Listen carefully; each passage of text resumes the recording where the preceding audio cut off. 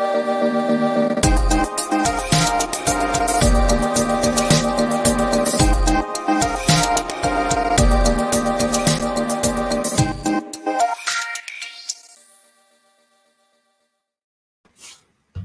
is up, B-Dub fam? We are back. Another episode of Valiant Watch. This time, we're talking all things Savage 1 through 4. Brand new series, just finished.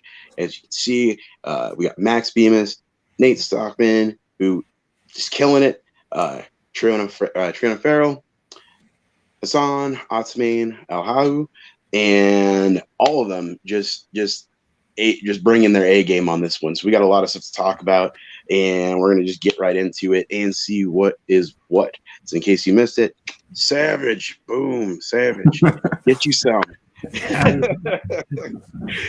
so we'll just get right into it, man. I know when, like, long time ago when we first started doing this Valiant Watch thing, that Savage was one of the books that we talked about, like, really early on. You're right. There'd been this big gap of time. There was 8 years between the last one and this one, or I think maybe even 9 at this point, or something along those lines. Yeah. So it was kind of cool to finally see that, like, back into the fold.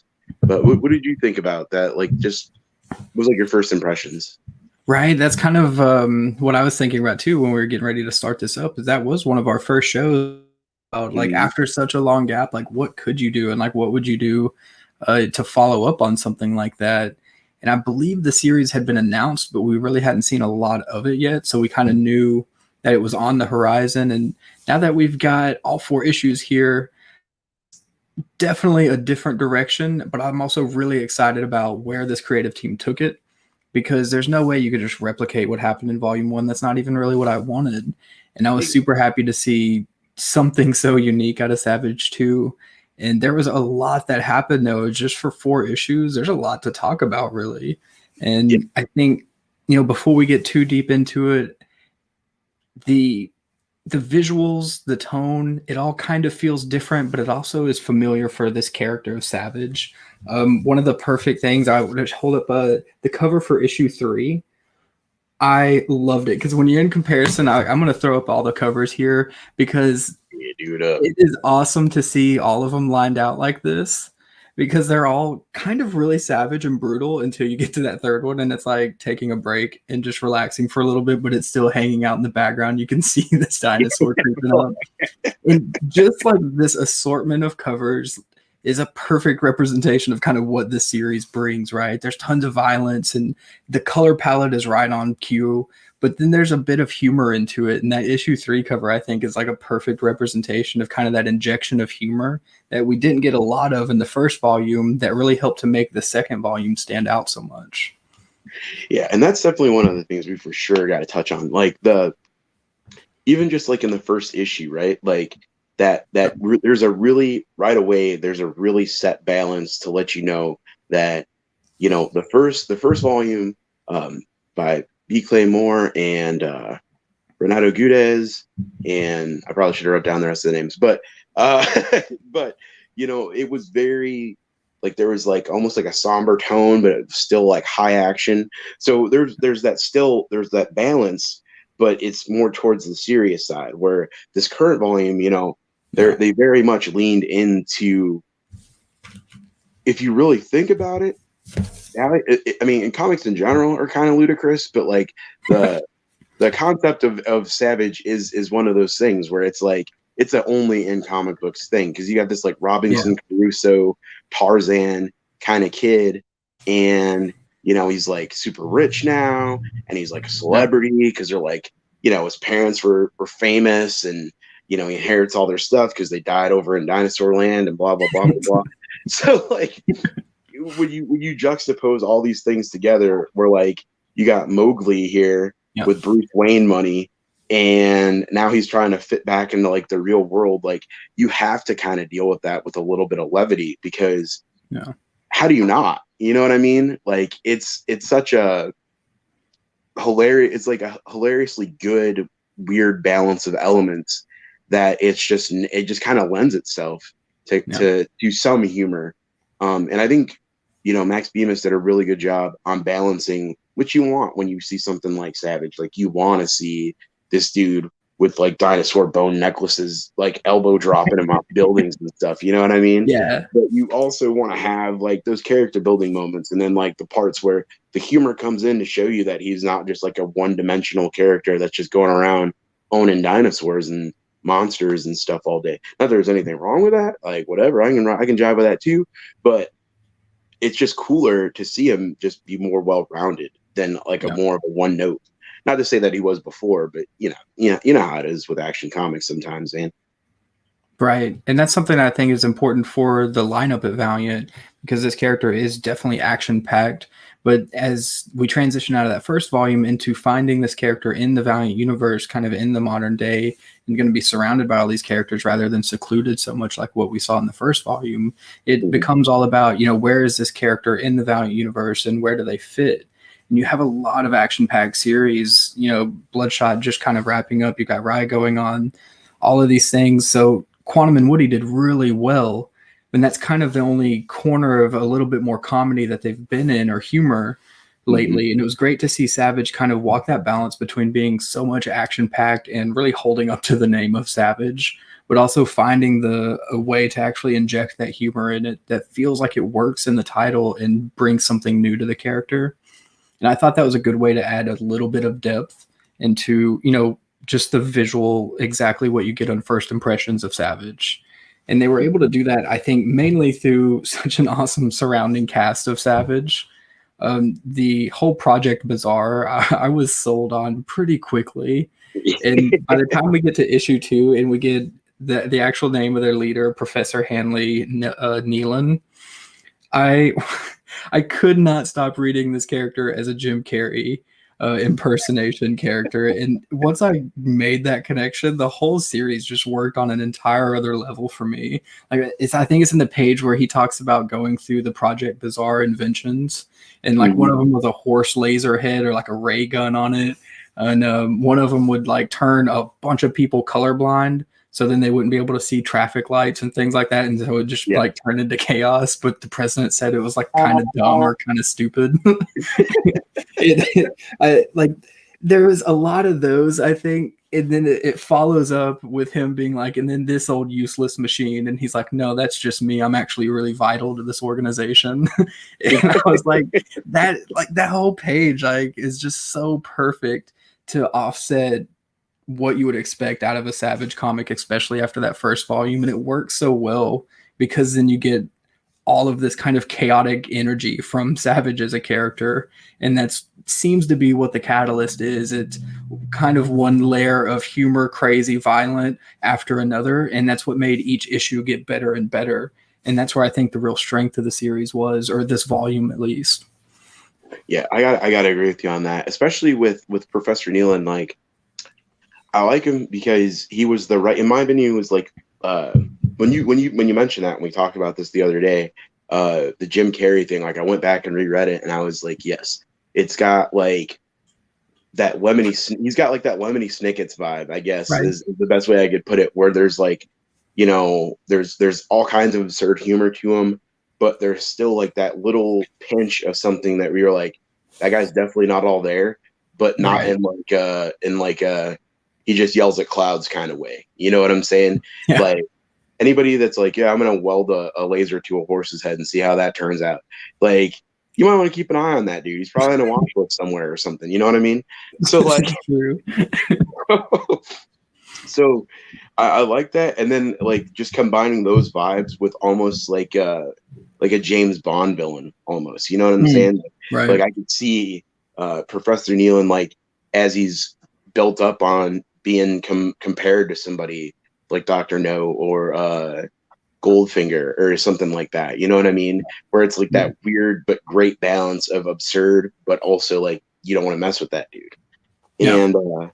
And then also, I mean, we have him to thank for pretty much one of my favorite new characters since Wiggins, May, aka Fireseed, I guess now is going to be her new code name.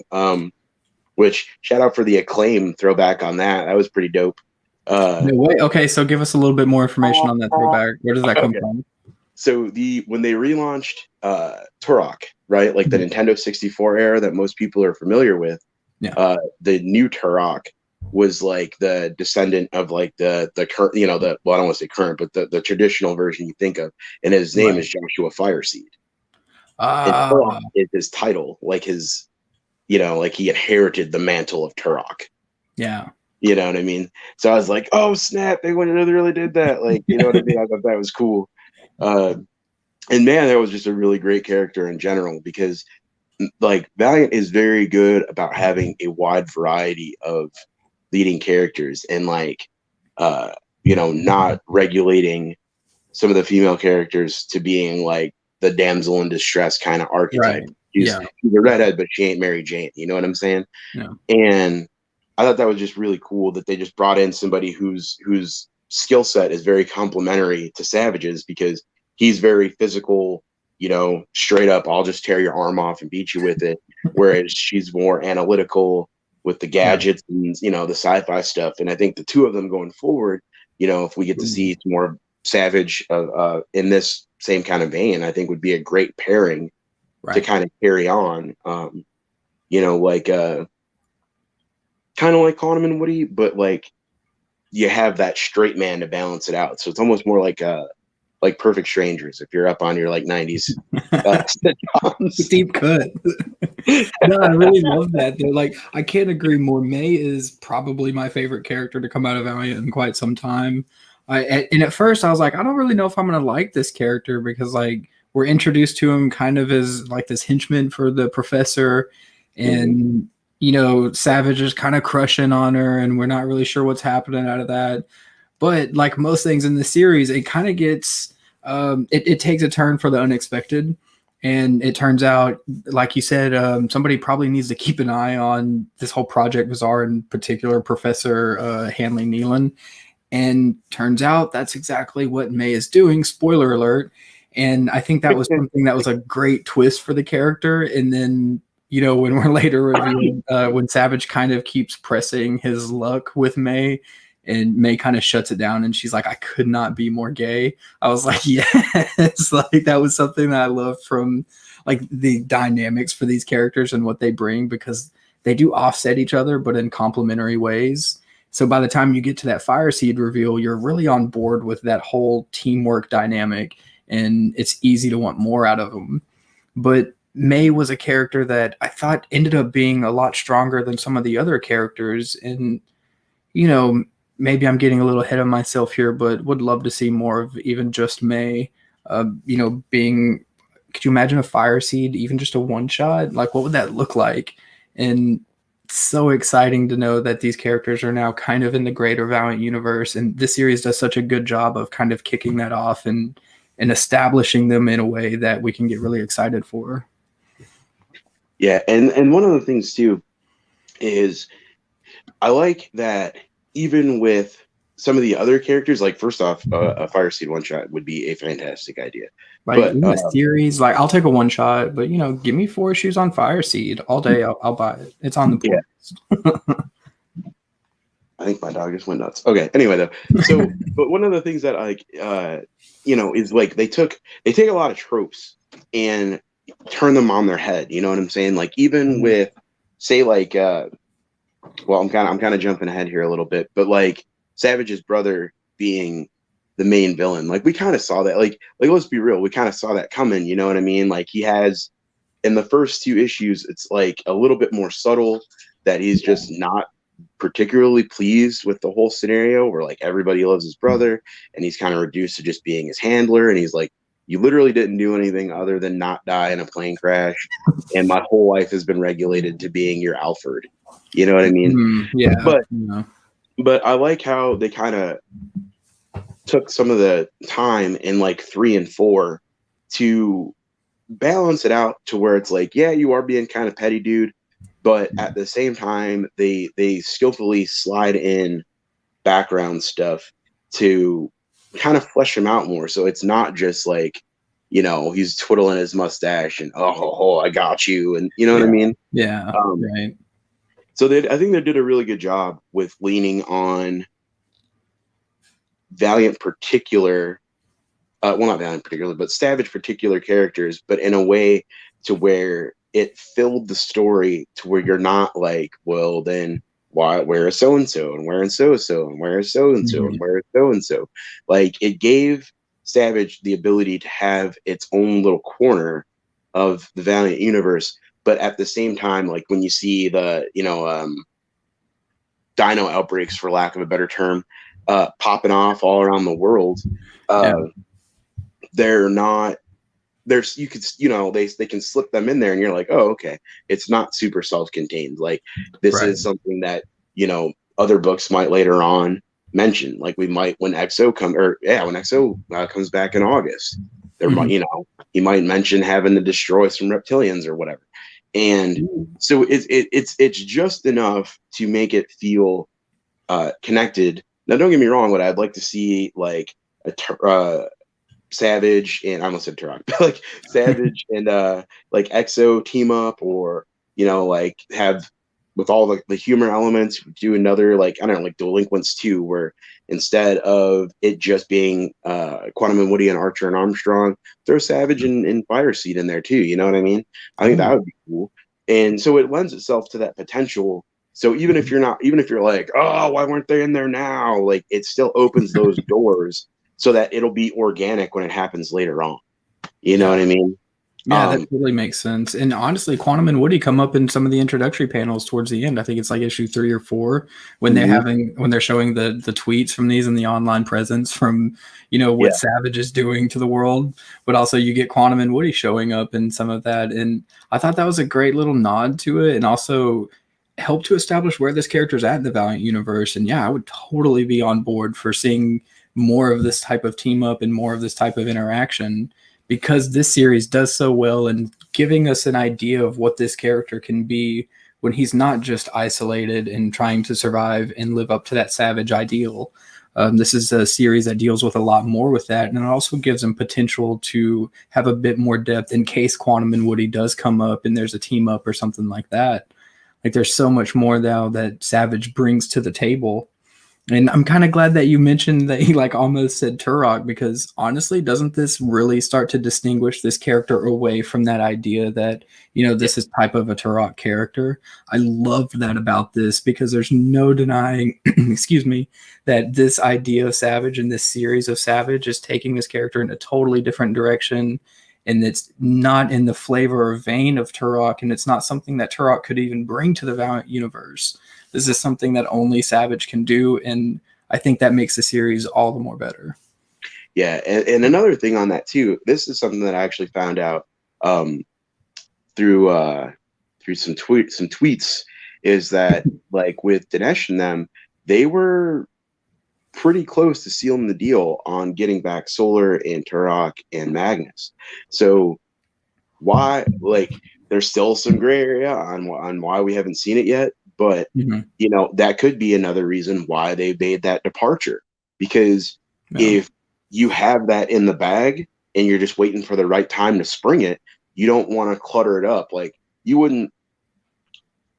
This isn't like a Batman situation. You know what I'm saying? Where Batman can be in like 14 books at the same time and nobody questions it. So, like, you can't, if you try to pull that with like 2 separate characters and try to have them be the same archetype, it's not really going to fly very well. You know what I mean? Right. So I like it just because I love Turok and I like Savage too. Like, I like both characters and I like both of them for who they are. I don't like Savage because he's like the fill-in for Turok. You know what I'm saying? Right. So having him do his own thing and really lean into the fact that he is like a British character, like he's not, a generic, you don't really know where he's from, like you're just gonna assume he's North American kid, and that, like you said, it leans towards giving him his own identity. Like, there's still some similarities there because of, like the indigenous kind of feel to both of them and so on and so forth, but there's still enough where if Turok, like say that was in a ideal world, that does happen, and we get the big three, so to speak, back again. Like, now you can have something like a Turok Savage crossover, and it wouldn't just feel like Batman and Robin, but with dinosaur bones and stuff. Right. And like a Flintstones Batman and Robin team up. Like they're both unique. They're complementary because Savage is a lot more acrobatic and so on and so forth. So that taking that time to differentiate, like I think that might be something that I'm going to choose my words carefully, but it might not necessarily been the most appreciated thing right now. But I think like as we see the trade sales and so on and so forth, like when people can actually just sit and read like from start to finish, like they're gonna be like, okay, like I see where they were going with this. Like they did a good job. I mean, straight up, like I'll circle back to a couple points on that. But you know, it does its thing. Like, will it necessarily be like, okay, well, this is the, like I said, I don't want it to be the replacement for Turok, but it does kind of scratch that itch, but it also gives you something different. You know what I mean? And two, when you can actually like sit and like flip through like the cover gallery and see like the love that was put into all the different designs, like the product placement covers. And you know what I'm saying? Like the ones we got up there, like all of them are good, man. My boy Lemon Juice got some sick exclusive too, by the way. I'll link to it later. Whoop, whoop. But you know, I'll have some of those coming your way, by the way. Nice. But also, you know, just like the art style is one of the things that really sold me on it, because usually going into Valiant books, we all know that it's very rare that you see names outside of familiar faces. You know what I mean? Like, they've begun to kind of branch out. You know, that's why you got like Dennis Hallam, aka Dennis Hopeless. You know, our boy Dan Abnett, Paul Evans on The Visitor, and they're just kind of branching out some. And now they're kind of doing the same thing with like the artists too. Like, buddy, like Nate Stockman was one of those names that was like in the, you know, it's like in here, but there wasn't like I hadn't had like a thing that I was like, listen, I really need to go hard for this dude. And then you see, like, I saw some of the preview images, like even just the one where like the teaser image where Savage is holding the dinosaur bone. Oh yeah. And just getting ready to just cause some mayhem and everything. Like, you're like, okay, something cool is about to pop off, and then you like really see it. And like the action sequences, man, the action sequences are so on point. Like, I think it's in issue two or three, I want to say, where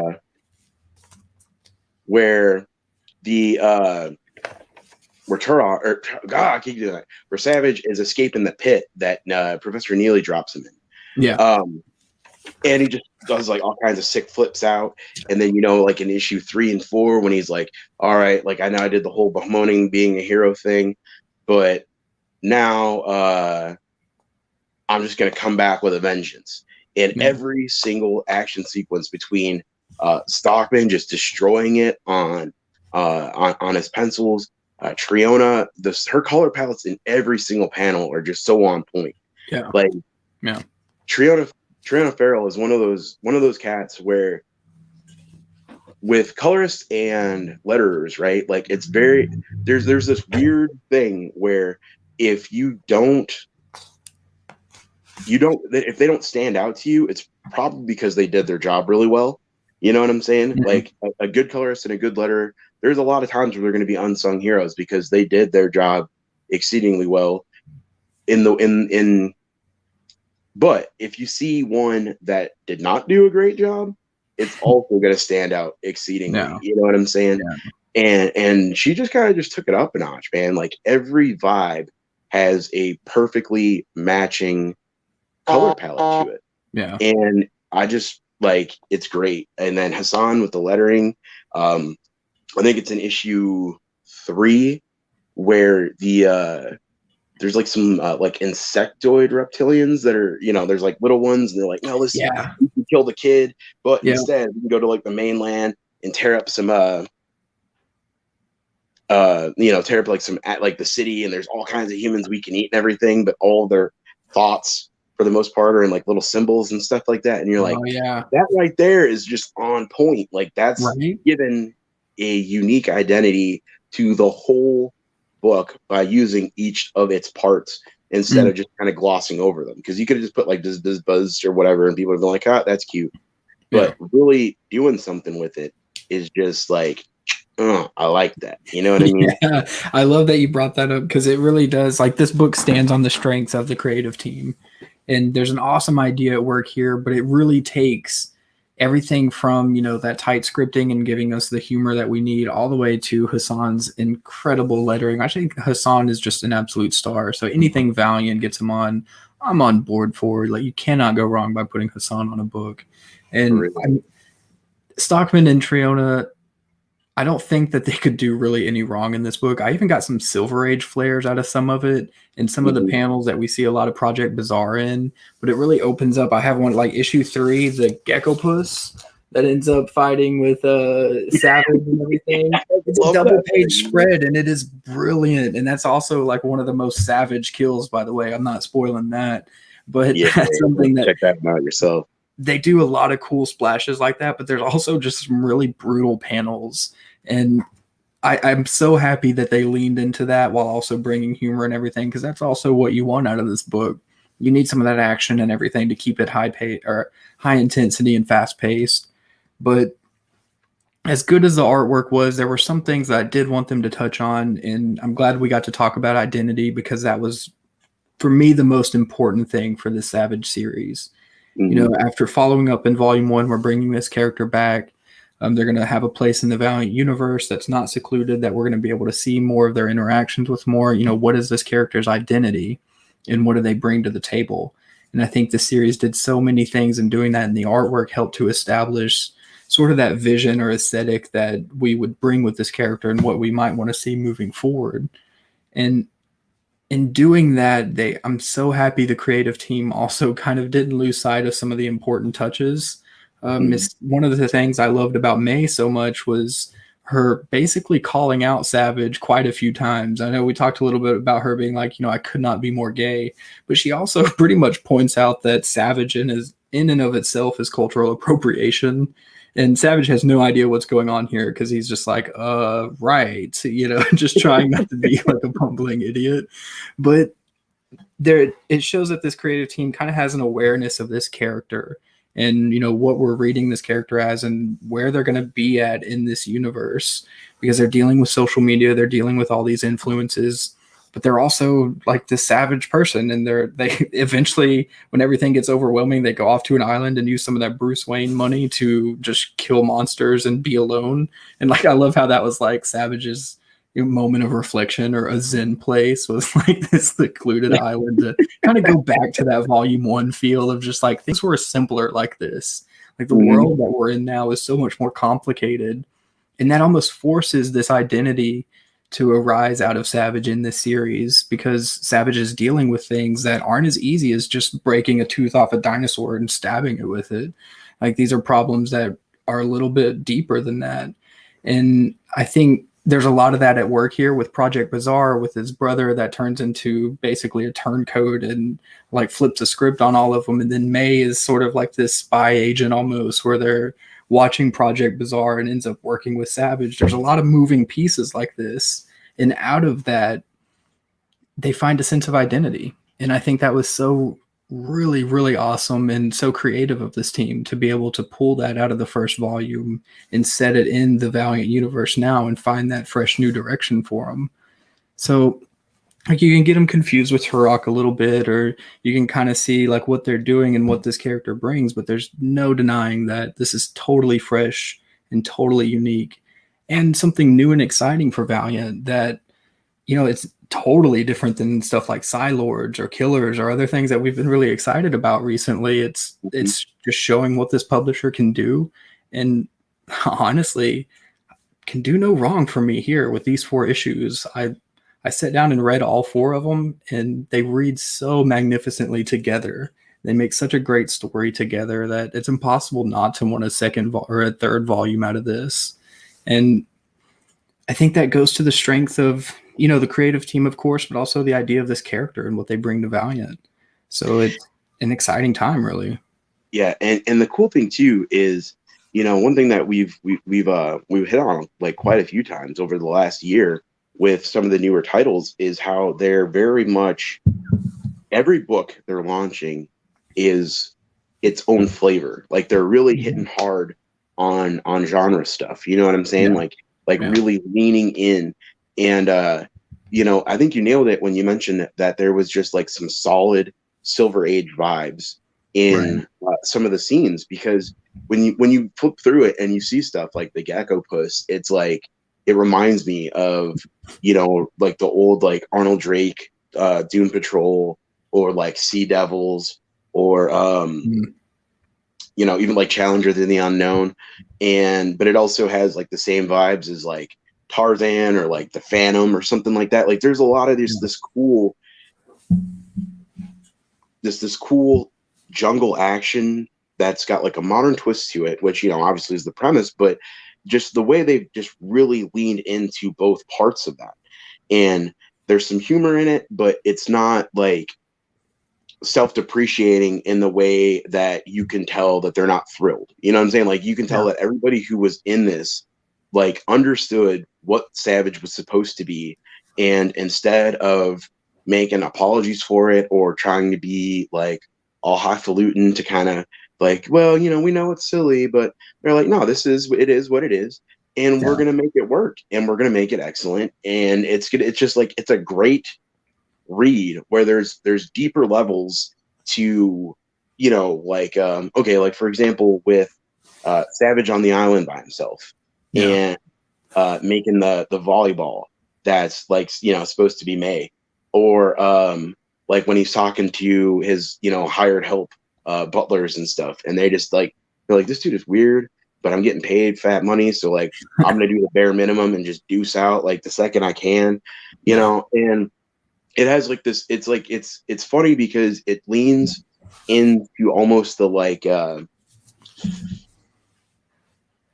guess the dual nature. I was gonna say bipolar, but that's really not the right word for it. Like the dual nature of Savage's personality, because there's a part to him to where he has to be sharp mentally in order to do the things that he does, and in order to be a kid. Because if you remember in the first volume, I mean, he was literally like Mowgli. Like he was like what, like 10, like 8 or something like that. He's like no older than my boy now. So for him to be on an island and he's like, backflipping out of trees and fighting off gangsters and pirates, and, like modern pirates, like with M16s and stuff, not like, yar.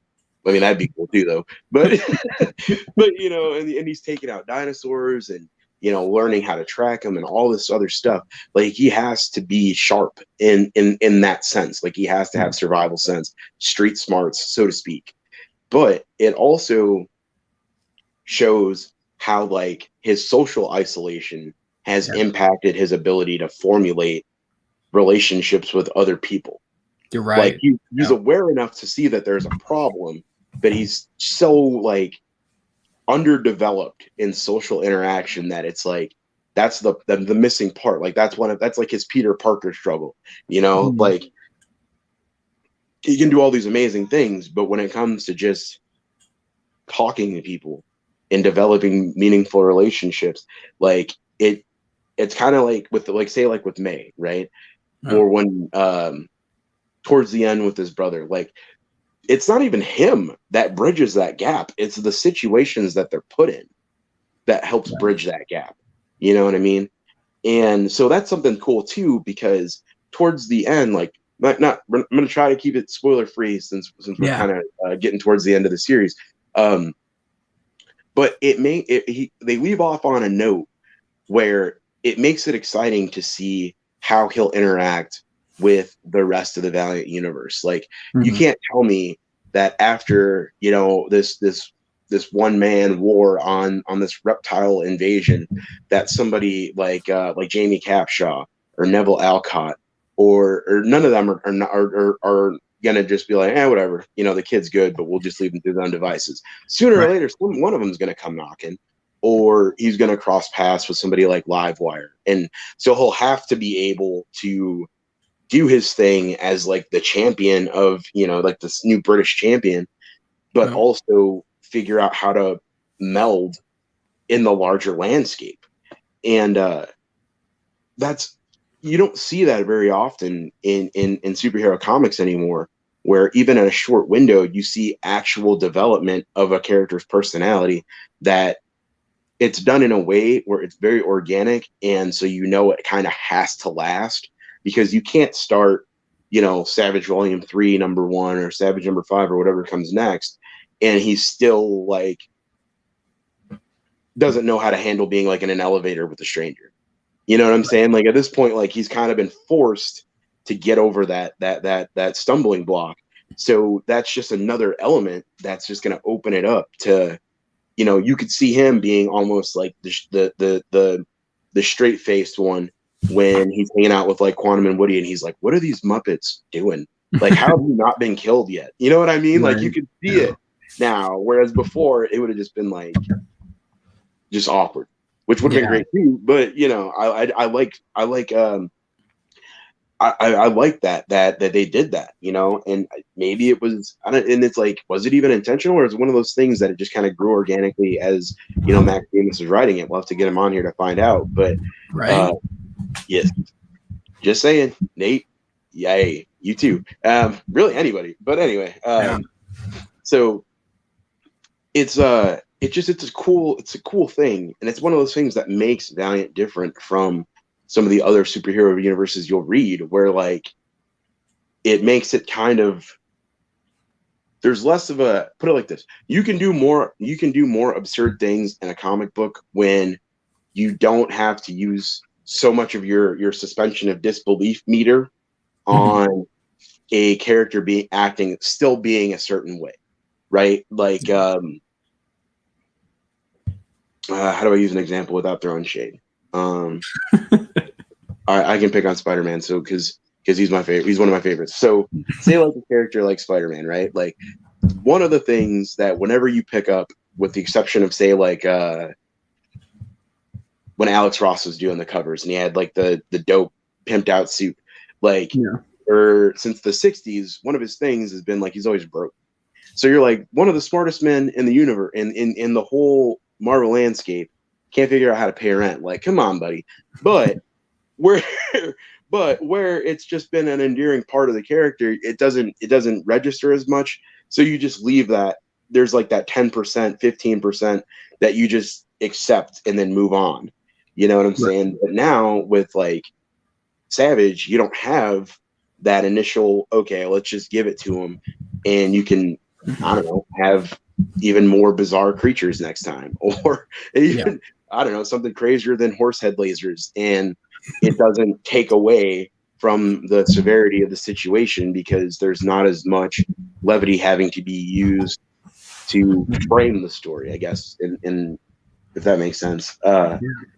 But that's just another one of those things that, for one, makes Valiant different from anything else you're going to pick up from the shelves, but also just really gives Savage his own identity rather than just being a fill-in or, a copy of another archetype from a classic Valiant character. So, it's I don't know, man. I'm just pumped about it. Like, I'm happy that it's out. I'm happy that the trade's going to be dropping here soon.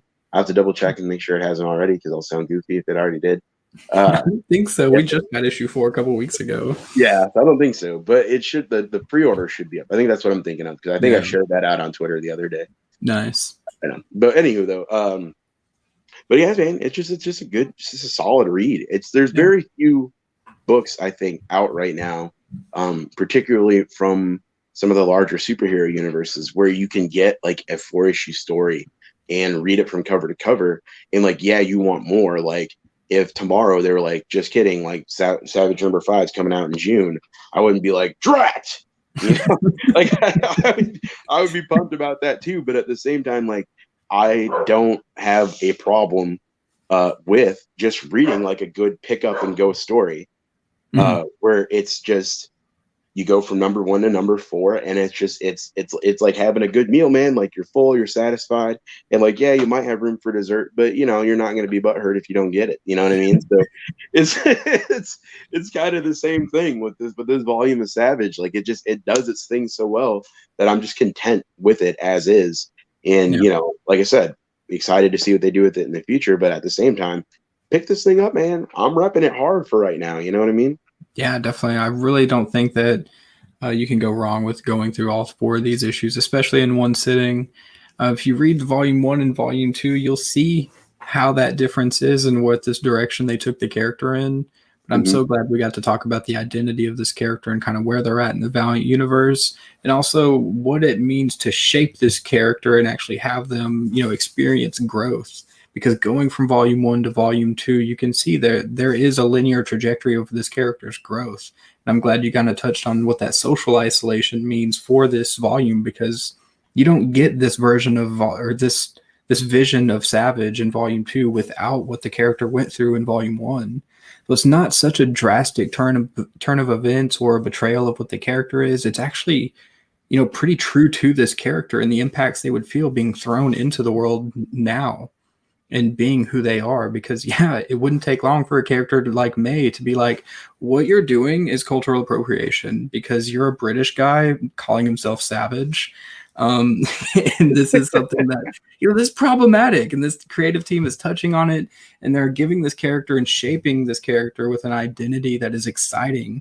And we have so much humor into it now to show that there's a depth and a sense of an expansive sense of genre that this character can be applied to and work really well in it. So it's all the more exciting for, where they can go in the future with the character, because volume 1 and volume 2 have worked so well together and also on their own as just accessible stories. So, what does the next volume look like? And that's what's so exciting, because now 2 volumes, we have been left with something where we're like, we don't know where this could go, but we're excited for it. Exactly. And that's something that feels really unique to Savage as a character in Valiant's lineup, because it's almost like a wild card, right? And it's almost how Savage plays out in this series and the other series. Like when the fight happens, Savage is a wild card. You don't know if he's just going to go like bursting through the eyeball of a dinosaur or what. But when we see this series unfold, it's almost hard to tell what's coming up next. We're going to have Fireseed. We're going to have this character and this identity as this British guy, probably growing up a little bit more, but what they could do with it, the potential is almost unlimited. And that's really exciting because there's a dark element, there's humor, there's so much to this character that I think the second volume in particular does so well of building out and establishing. And, throw in some great supporting characters, some fantastic art, make it accessible. And there's also some fun tie-ins like the Quantum and Woody. I mean, where can you go wrong with this book? It's got so much to love. Exactly. And the one thing you touched on too that I think is really great is that it kind of continues the trend that I think in a very meta way, that I think people will read it like once or twice and then it'll kind of click and they'll really appreciate that the format of it, like the flow of it, is very similar to the first one, where you're introduced to a new character. Like, technically he's not new at this point, but if you miss the Savage volume 1, you have no idea what's going on with Savage. Like, you can kind of tell from the cover, but you get introduced to Kevin and it's like, here's what's up, here's what's going down, and we're just going to get right into some nuts. And the first series did the same thing, but then the way it ended, it was just completely like the doors were just blown off the hinges and you could have done anything with it at that point.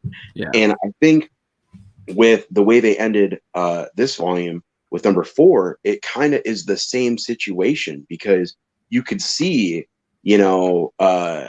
Savage just being kind of his own hero in Britain, or, just traveling around the world because he's just got that, like we said, he's balling out of control. So he could just do that if he wants to. Or you could see him being something where, he's getting tapped to do something for MI6, or, you know what I'm saying? Or, I guess MI5. No, yeah, whatever. No, KI6 is what I'm thinking of. But so you could see him doing something like that, or you could see him, just being in a more humor-based series again. But at the same time, like, they've grown it to where you can have higher expectations, and it's not. It's very unlikely that if you have a higher expectation for volume 3 that it won't be met, and that it won't end on the same way, where it's just kind of wide open. It's almost like and it just kind of popped to my mind, but it reminds me very much of like Daredevil in a way, where Daredevil is one of the characters I've always said, and I will stick to this till the day I die. To date, has never, in my opinion, has never had a bad run, which is nuts to say for a character who's been around for since the '60s. That's not very, that does not happen very often. Right. But if you go through each and every volume of Daredevil, it's unique unto itself, but it still has constant centralized themes like Matt's always a Catholic, Matt's a boxer, so on and so forth. Like, you know what I'm saying? Like those are things. And I feel like with Savage, it's kind of fit itself in that same mold where you can use him in a variety of ways, but as long as you just remember the central ideas, like you can do something complete. Like you could throw him in space. Like the next volume, he could totally be like in space the whole time fighting aliens on some random planet. But as long as, like, think about that. Like if they just went like full John Carter of Mars with them for volume 3, like that would be amazing. I would be so on board for that. You have no idea. It's such a good idea. Yeah, like, that'd be such a good story. But it's a big departure from volume 2 and volume 1. But as long as you keep those central things and just add on a little bit of personal growth, like volume 1 did from where he was in number 1, number 4, and volume 2 did from where he was from number 1 to number 4. Like you just keep the band of excellence they're running. And so that's one of the things that I think that it might not necessarily resonate with people right away, like how big that aspect of how number 4 ended and that whole open-endedness of it really is for like the future of not just Savage but just Valiant, because now you can throw him in with like Exo or Divinity or any of these characters, and his perspective is going to be so unique because he's not like the only, European British character. You got Punk Mambo and Neville and Ninjak and so on and so forth, but he's so different from them, even with the common grounds that would still make for entertaining stories. You know what I mean? So I mean, just when you put all that together with just some amazingly frenetic art from Nate Stockman and the artwork choices from Triona and Hassan and all of it, it's the full package, man. It really is. And I don't know, I think that about wraps it up for me, to be completely honest. Definitely. No, I think Valiant really, like you have to go buy this. You can go buy all 4 issues now and then buy the trade too. You're gonna want to. And honestly, I think it does tie into the fact that Valiant really kind of does have the full package in a lot of their lineup. And this is a great example of what they bring to comics, because there's so much to love about it. And it checks a lot of boxes, and it keeps you coming back and wanting more. But also, I want to end on just one little question here, because it's something that Valiant fans always love to talk about. Who would you want to see Savage team up with after this volume? When I started it, I was thinking, I've got to see Savage and Exo together. They're 2 brutal, kind of heroic archetypes that would be great together. But after this volume, after I've read all 4 issues, I've got to say the Quantum and Woody idea holds a lot of weight. And I think Savage would make a unique and odd but awesome combination with Quantum and Woody that I would never be able to put down. So who would you like to see, Ken? That's hard. That's a hard one.